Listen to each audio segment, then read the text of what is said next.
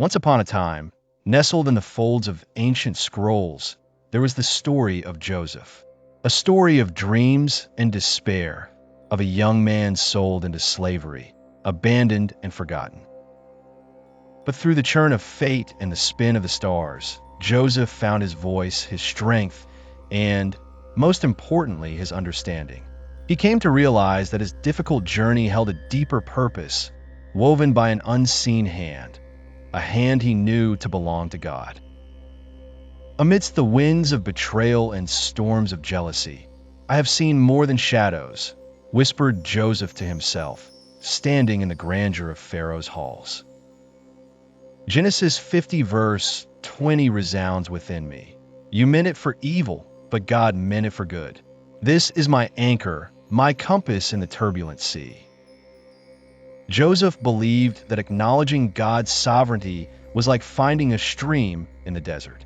He had learned to see all trials as pieces of a grander mosaic, crafted with loving intention, even as he stood before those who meant him harm.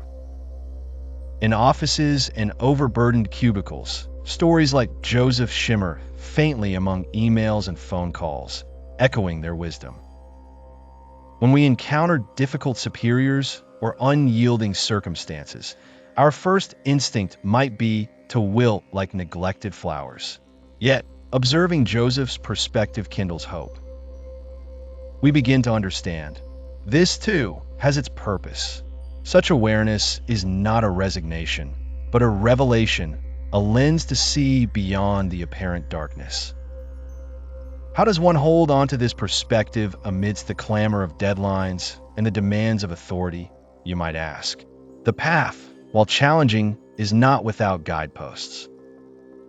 Begin each day with mindfulness, seeking the fingerprints of the divine within your duties.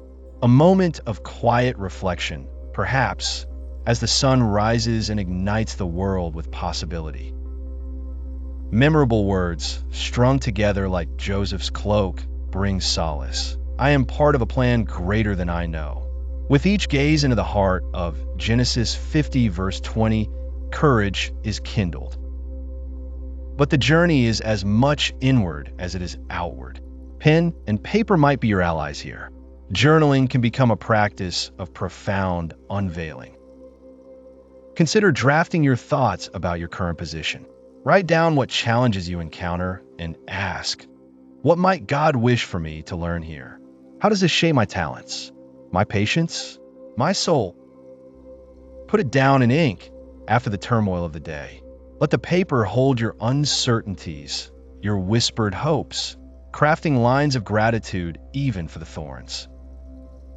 Through these simple acts, watch as the heart softens and awareness grows, blossoms even in the harshest climates.